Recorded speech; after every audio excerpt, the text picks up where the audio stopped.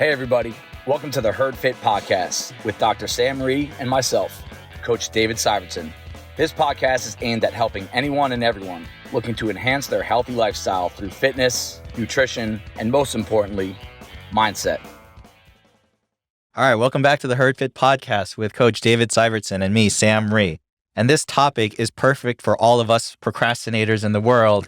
It's cramming for the 2022 Open. Let me open by first talking about the Open. What is it? It's a worldwide online competition. It's held each year by CrossFit Incorporated through their online platform, and it lasts 3 weeks, only 3 weeks. Each week, one workout is released, and athletes have 4 days to complete it. For professional CrossFit athletes, it's their first step to qualifying for the games. They'll go on to compete in the quarterfinals, and then the semifinals, and then finally into the CrossFit Games. 245,000 athletes competed last year in the 2021 Open. This year, it starts February 24th. That's 22.1. And then the following 2 weeks are 22.2 and 22.3. And then the quarterfinals and the semis are several weeks after that. And then culminating into the CrossFit Games, which are held August 4th through 7th in Madison. How do we procrastinators suddenly get all of our fitness done in the next couple of weeks for this Open? Yeah, I always laugh this time of year, innocently, not judging, where there's like these 4 or 5 weeks where Open Gym packs up and everyone's trying to do muscle-ups for 4 or 5 straight weeks, where Sam and I did a long episode on what to take from the CrossFit Open and what you should do.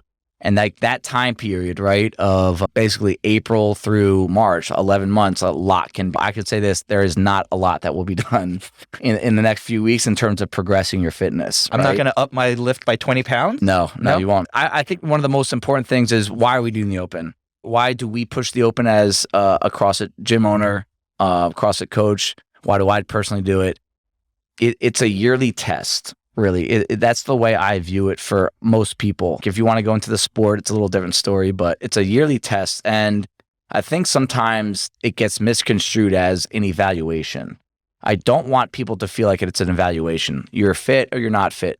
You're fitter than you were last year. You're not fitter than you were last year. I think that's a big reason why people don't do the Open that have done CrossFit for years. They don't want to have an objective number next to their name that says, you're not fitter than you were last year. And I'll get into that. But it's an evaluation of where you're at with your current state of fitness. And if you're going to, there's no better time and there's no better proof in the world right now. You need to always be paying attention to your fitness and just overall health. That does not mean you're working out 4 times a day. Does not mean you need to throw up after all of your workouts. Does not mean you need to max anything out, whether it's effort, weights, reps, whatever. But it's something you should always be mindful of. And every now and then you need accountability. All right. You could be one of the most independent thinkers in the world. You need accountability. Everyone does. And I think this is probably one of the most objective points of accountability that a CrossFitter will ever get. I actually think it's probably the most. I don't even want to say one of the most. It's the most objective point of accountability you can get. And I want to get away from ranks and scores. I think that's something else we could talk about a little bit later on. But I want you to put yourself out there and test your fitness. That's what these are. Dave Castro, we think, programmed these workouts. We'll see. He calls them tests. And I think that when I think about tests, I think about like anxiety of chemistry and calculus in high school, where it's the same exact feeling that you get before these workouts. You get nervous, right? Absolutely. And for me, it's hard because there's a lot of ego involved as well. Yeah, huge. I've done pretty well from my perspective in the past. Very well. And I don't know if I'm going to do as well this year. Right. And I might not, in fact, but that shouldn't deter me from doing it. And I shouldn't feel, well, okay, maybe I should feel a little disappointed, but it's not going to be me being a lesser person if I don't do as well. Like none of your self-worth is really put into, where you rank in the Open. Oh, it does. It does. Listen, for me, it does. But with self-worth or just more confidence? You know what? I know it's an effort in, result out sort of deal. Okay. And if I don't feel like I've had years where I've put in a ton of effort and I could see where my results ended up. If I haven't this past year put in as much effort as I have, I know most likely where I'm going to be in terms of where I was compared to where I was before. Right. But that shouldn't deter me from, one, enjoying the Open, because it's a lot of fun for me every year. Mm-hmm. 2, seeing where I am in terms of my fitness, even if I'm not as good in some instances than I was last year or the year before, because it's more like you said, a checkup, not like a true test. Right. And then the third is I'm just competing against myself. Right. And listen, I know I'm getting older. I'm not 20, but I really do want to see where my fitness score compared to myself lies. Right. And I think that you have to do that. You have to do that at least once a year just to see where you are. Yeah. And like, we're not asking you to do this in the spring, in the summer, in the fall. Just, I think it's something that's very important for you individually to do once a year. And that's why I've gotten asked several times over the years, can we do a Bison Open in the fall, a Bison Open in the summer? Just because some people love to compete and all that stuff. But no, I think it's a yearly checkup. I compare this to a physical. I have a physical coming up. If I went in there and it's a 30-minute physical and I left after 15 minutes, what am I actually doing? You're missing out on a key part of the evaluation that determines your health. So this is a sign that it's a 3-week open. It's not a long time. You come to the gym 3 times and do a workout, you're done. We're not telling you to do stuff at home. I'm not telling you just to come back and do the workout again on Sunday, even though some do. But we are telling you, if you sign up, log all 3 damn scores. Please. we CrossFit Bison usually has one of the biggest enrollments in the world. I think last year I don't want to put a number out there. I think we were top 10 in the world with how many people we had signed up. And we finished 4th in the world, 2nd in the country in terms of how many reps our gym put out there. And it's something we do out of pride. Yes, I probably care about it more than most people, but it's something really cool to be a part of here at Bison. And we make it a big deal here that we want to be number 1 in the United States. There's a banner hanging in our gym that we were number 1 in the United States 2 opens ago, number 1 in New Jersey, obviously. And that's something that we take a lot of pride in, something that can make us stand out. And we think that if you sign up, you're committing to 3 weeks, 3 workouts. If you're a competitive athlete, you don't even need any explanation to do this. If you're a regular athlete who comes in and you've come to Bison looking to stay fit, take your daily fitness challenge up a notch and do this for 3 weeks. Yeah. And obviously log your scores for 3 weeks. Yeah. If you're an athlete who's relatively new to CrossFit, if you want to feel like an athlete, there are very few opportunities as adults where we can really feel like athletes. And I will tell you, when I was at my most unfit, when I first started this, I loved feeling like an athlete. And it got me to become more of an athlete just by being put into this situation. I'll tell you what, and I'll say this, I've seen this dozens of times over the years, probably even more than that. The Open gets people going to that's like the starting point to a higher level of fitness that they never thought they would get. But it's because they did the Open. It's because they got their butt whooped. It's because their pride took a shot. But I'll just say this to everyone that ever does the Open, everyone that does CrossFit in any sport manner, whether it's a 3-week Open or you're going for higher level stuff, you're going to get humbled. So don't be afraid of that. No. Like at some point, you get knocked out. Like that's true for every CrossFitter other than the one that wins the games. Right? At some point, you're going to be told, yep, people are better than you. See ya.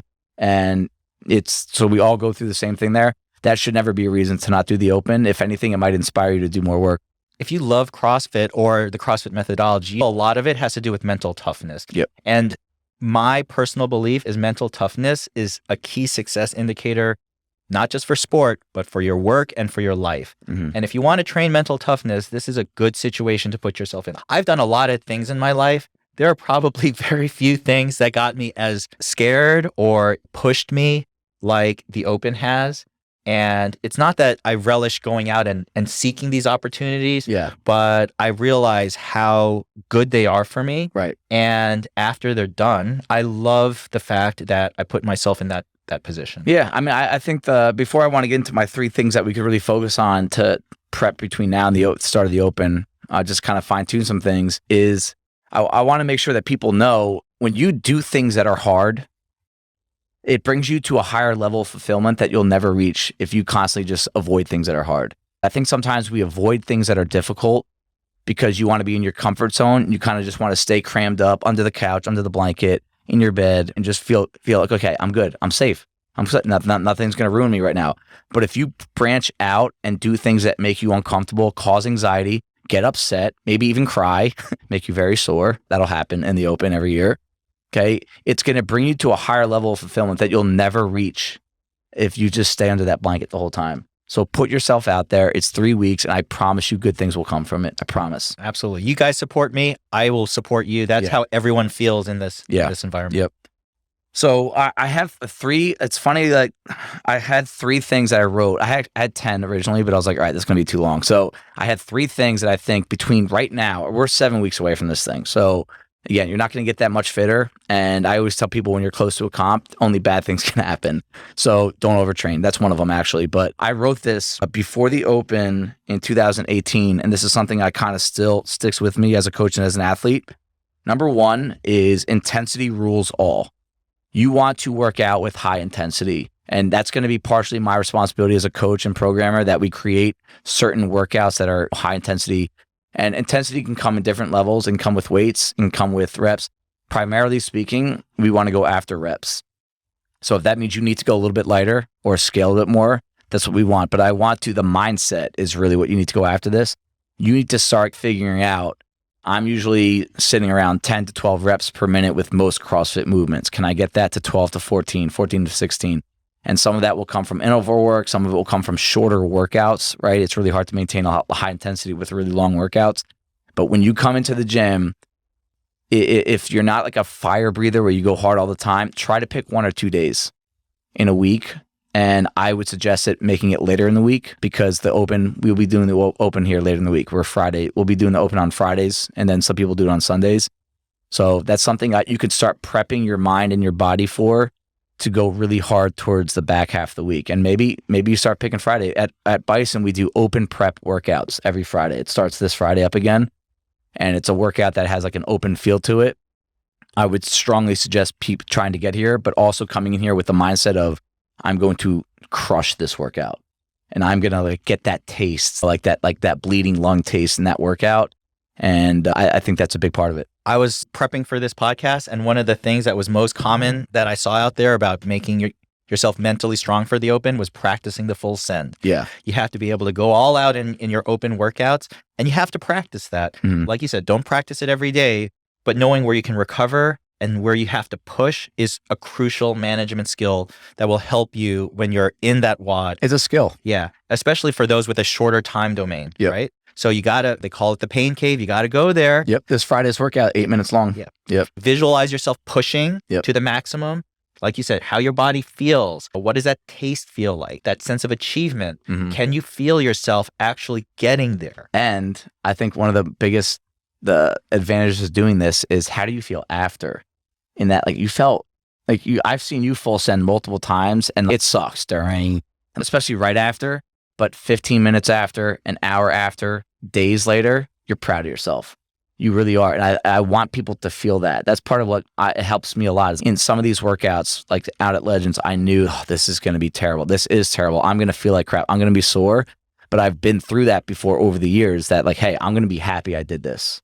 The moments I remember the most are the ones where they were the worst, but I am the most proud of it because I do know I really pushed myself on those times. Yep. And they're not a ton of times, but the times that I really have, you want to make it count during the Open. Right. Why full send on a regular day? Yeah, you want to get those extra few reps every single time. Yeah. For those Open workouts, you want to do that, and you have to feel it beforehand to know what that feels like. Yep. All right. Number 2 for me was touch everything. So basically that means try to get as many movements in as you can in these 7 weeks. Not every day, not every week. It's impossible, right? Bob Jennings sent out a movement list to us prior to Legends. And I remember Kathleen and I both thought, it was like, oh, these are the movements that we're doing. And then you scroll, and then you scroll, and then you scroll. I'm like, all right, there's 80 movements here. It just goes to show there are so many possibilities. And again, I'll take that as responsibility, but you might even see in programming, I was like, wow, there's really not as much flow as we used to. Once we get away from this strict stuff that we're doing in a few weeks, the strict handstands, strict pull-ups, you're going to see so many movements in the next 8-9 weeks, and you're not going to see a ton of repeatability in terms of, all right, this power clean routine that we're on, the snatch routine, it's going to be different. And I think that's really important, that what you guys can do in these weeks leading up to is don't try to avoid cherry picking, which is an always all year thing. If you came to muscle up day this week, but you missed deadlift day, and then next week there's deadlift day here and muscle up day there, go to the deadlift day. right? Like you want to make sure that your body in the next 8 weeks is going through as much as possible so that you don't go into an open workout and be like, dude, I haven't done this in 12 weeks. And that's where I think it's you leave something out on the table during an open workout that you get upset about.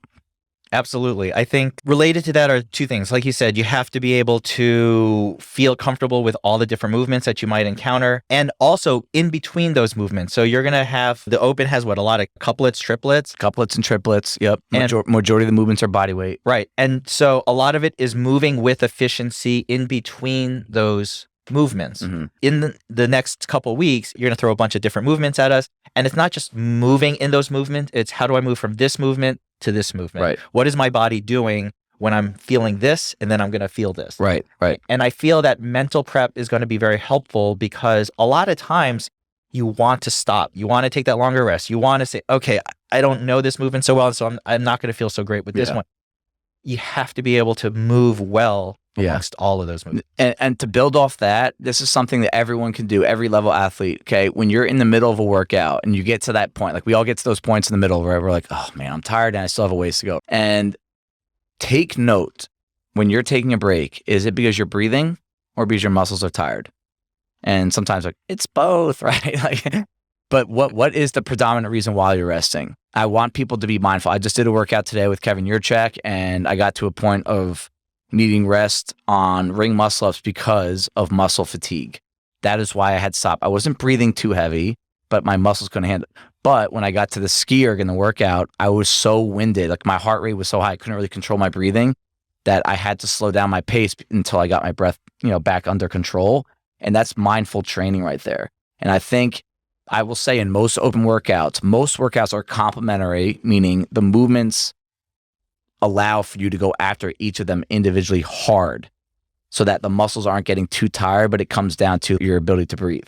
So just keep that in mind when you're working out and you're like at that point where you're tired. Is it more breathing? And if it is more, if your heart rate is really high, then yeah, you're gonna have to slow down a little bit.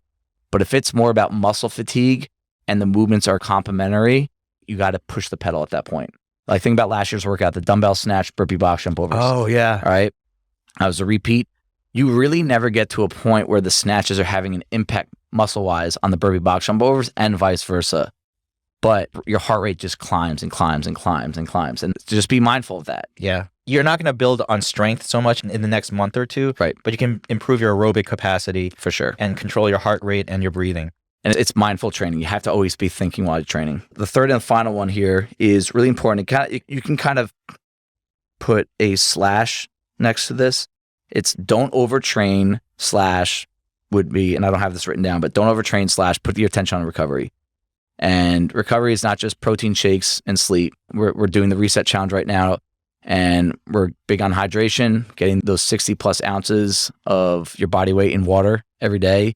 And the people that are doing it at a high level and doing it day after day, they've already told me in under a week how much looser they feel and how much better they're recovering. Like they're coming in without that tightness. Like, man, I'm squatting or I'm deadlifting. And everything just feels like it's not opening up. And it's simple hydration. I think that the overtrain aspect of that comment right there is it's really common for us to think. I just talked about, there's a lot to do, a lot of movements. So you want to WOD, and then you want to WOD again, and then you want to do some strict pull-ups, and then you want to go work on your muscle-ups, and then you want to come in the next day. Dude, you need to know how much volume your body can tolerate. If you're all of the sudden in these 7 weeks planning on doing a lot more, I would advise against it. This wouldn't be the time to accumulate volume. Right now is the time to accumulate intensity. Go after these workouts hard, all right? But don't do more. If you want to come in on open gym and kind of work on some skills, that's fine. That's not what I'm talking about. I'm talking about doing a really hard bison workout and then feeling like you need to come back later on and do more. If you haven't been doing that all year, this is not the time to do it. I think Reset Challenge is very helpful. This year for me, eating high quality food, staying hydrated, mobility, that's core. Yep. This year for me, I've been working on getting enough sleep, and I feel the 7 hours is such a challenge for me. And I just saw a post from, I think, Vivian, who just managed to hit 7. It's hard for all of us. Yeah. And I'm doing all the things this year to really focus on maxing my sleep effort.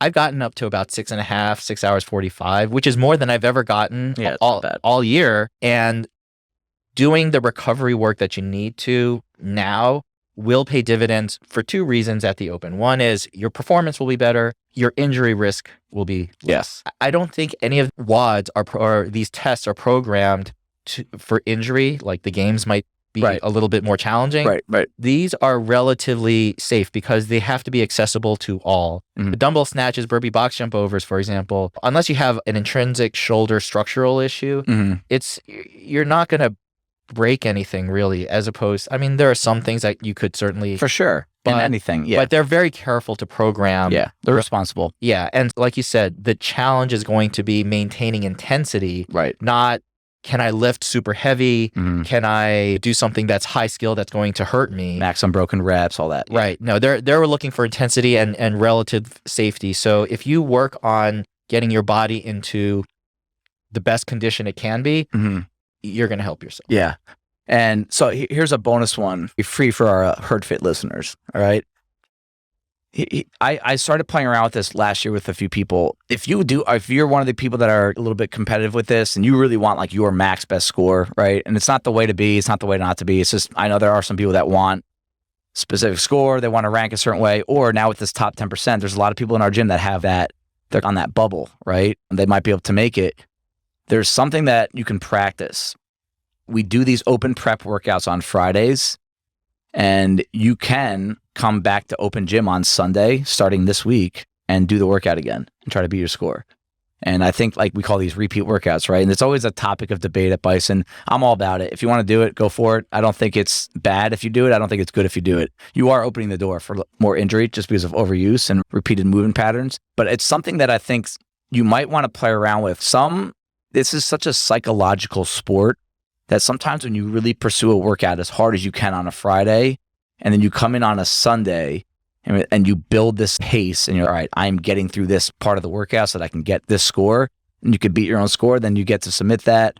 That's something that might be, if you're someone that has a competitive goal, but you're on the bubble, that might be a skill that you want to pursue trying maybe a few times. Do a Bison WOD Friday, come back Sunday, do it again. By yourself, by the way. You're not going to have a big dramatic class with loud music. And I think it's something that I'm going to have a few of my next level athletes do that are on that line. I think that they might be able to make it, but they're going to have to perform at their high level with a little bit of pressure on them. And I think that what that also does on a Sunday is it puts pressure on you. It's a challenge that I don't know if everyone should undertake. No. But there's no doubt that in certain situations where I've redone workouts, it has helped me because there's no substitute for actually going through a workout. For sure, yeah. And if you feel that it's important for you to improve on your performance, you have to know what that feels like. Right. And there are pros and cons to it, but you won't know that unless you actually try repeating that workout. And if you have never done that before, then picking or selecting a workout or two before the Open and saying, okay, how does this feel? Because there are certain parts of you that are not going to feel good. Yeah, for sure. And there are certain parts of you that you're going to be burning with desire to beat your score. Right. And so sometimes getting that mental prep and then figuring out, okay, I know I should have done better on this. I should have counted only 2 seconds instead of 3 before picking up that barbell again. Should have paced better. Right. All that, yeah. Yeah, those are critical. And I think that if you are a competitive athlete, knowing what it feels like to redo a workout would help. Yes. Yeah, absolutely. For sure. So I think one of the last things I want to say about this whole, just like these 6-7 weeks is, I don't think this applies to everyone, but I want to make sure that you keep this fun. Like I think that I see this coming from experience of, I've seen people cry and getting anxious over this stuff. I don't like seeing that stuff. I do like seeing people that care. When everyone's like, why am I nervous? I'm like, it means you care. You have a pulse. So it's okay to be nervous, but remember what we're doing here. It's just a fun thing that we do at Bison. Yes, you can view it as a test. You can view it as an evaluation, whether you like the result or not. All right, it's going to be pretty objective at some point, especially with some of these workouts when they start throwing in some of the more complex movements. But I just want to make sure, don't let the pride get in the way of what this really is. Let it be a fun thing. It's a really unique thing. I think this is the most unique sporting event in the world, because what other sport has the elite of the elite doing the same exact thing as the people that watch them at the games? Tia Toomey is going to be doing these workouts that you're doing, which is really cool. You don't have LeBron James starting his basketball season at Ridgewood High School with a bunch of people that don't belong on a basketball court. And I just think it's a really cool thing to be a part of. And it's a huge way to support CrossFit. If CrossFit has done stuff for you, if Bison has done stuff for you, I think it's a way to give back, and it's $20. And no, we're not getting the money for it, but it's something that we really value here. And I know that CrossFit values it a lot as well. And I think that it's a kind of like a no-brainer why you should be doing it. Yeah, I wanted to add about the self-talk and anxiety. Okay, yeah. I know a lot of people get really down on themselves. They get very anxious. They know, I'm going to be in front of people. I'm going to have a judge. Yep. But we've been there. And you know what? This is part of becoming competitive and successful. If you are someone who shuns that to the nth degree, this is where you learn how to control it. Right. You learn how to not be negative with yourself. And you're the one that benefits from it, right? Whether you like the result of your workout or not, whether you rank here or there. Because right now, like, we don't know who rank. Like, it's not a ranking system for us. Right. And I think that's what everyone needs to know. Right. Absolutely. And I don't know who ranked 5th in the guys last year. You know, I don't know who ranked 11th in the girls. I don't care either. I sort of care, but I want to be in front of someone. But you need to be able to control the negative dialogue in your head. Yeah. For everything. And if you're someone, and sometimes I'm in that situation where I keep all this negative thoughts and it's self-reinforcing, you have to recognize it and kick it. Yeah. And if this is a situation where you can say, listen, it's not productive. This is not a good situation for me to be negative about it. Apply that in CrossFit, apply it everywhere else. Very easy. And you're not going to be able to do that unless you actually do this. You recognize it and you take steps for it. And like you said, it's exciting. And no one is going to judge you. No one. Absolutely. For what you do. No one worth a damn is going to judge you. No one. Yeah. And I will tell you, I have crapped the bed on workouts. Yes, you have. And I have done great on some workouts. Yes, you have. And I know no one has, very few people that I've cared about have actually cared about what I did. But they're equally important. The ones you shit the bed on, right, and the ones you did well on, right, they're equally important for who you are right now. And the people that care about me cared regardless of what I did. Yeah. And they just wanted to see me do well. And it was all on me. And I was happy to do the workouts and get whatever I got through them. And we respect you for doing them, because I do know it's hard. Like, I love CrossFit, love to compete. So it's like, oh, it's easy for you. Like, no, it's hard for me too, but I understand I have a different mindset than a lot of people, different experience level with this stuff too. I respect you a ton for signing up, putting yourself out there and doing it. I really do. Yeah. And for everyone out there, that's all we care about. We want to see you do well. Yeah. We want you to succeed. We want to be a part of it too. Absolutely. We want to be part of, like, right next to you, like cheering for you when you're at that struggle point. Like, we're the ones that want to be next to you, helping you out. I remember so vividly Britt Storm's mom, Debbie Gilmore. Yep. And I remember being her judge for one of the first workouts a long time ago, probably like 5 years ago or something. And she was so nervous. She almost walked out the back door and left. She literally left. Yeah. And we talked her through it. I don't remember what she did, but she did just fine. Yep. And she was so happy she did it. Yeah. And it's one of those memories that I will always have, just because I was so proud of her and for challenging herself. Yeah, it inspired you a little bit, right? It totally did. And I feel that everyone should be put in that situation. Right. And just, if you're listening to this, you might be the source of someone else's motivation too, right? Like, we can even get away from you for a little bit and just be like, all right, I understand you're nervous. How about the fact that you're so nervous and you go put yourself out there? Or, you know what? You're going to be judging someone else. You might have the opportunity to help somebody else out. So you can get out of your own way sometimes and be like, you know what?